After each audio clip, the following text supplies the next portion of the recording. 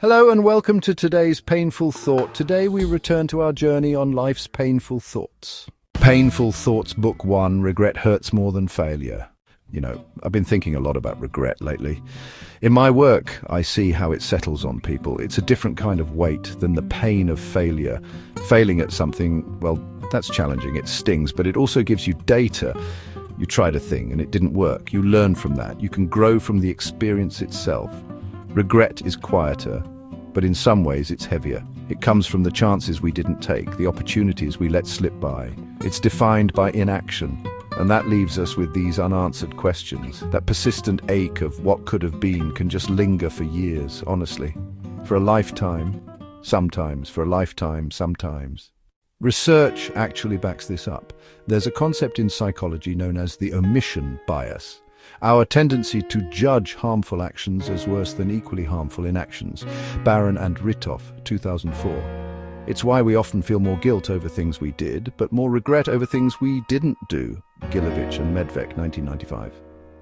Our brains seem to wrestle more with the unknown, imagined outcomes of our inactions than the clear, known outcomes of our failures. By trying and failing, you at least gain clarity. There's a certain satisfaction, a quiet pride in knowing you put yourself out there. You showed up. Even if the result was a mess, you have the experience as a learning tool. Regret offers none of that. It's just a blank space. No, I'm not saying we should seek out failure. That's not the point. But perhaps we can start to see the possibility of failure as less threatening than the near certainty of future regret.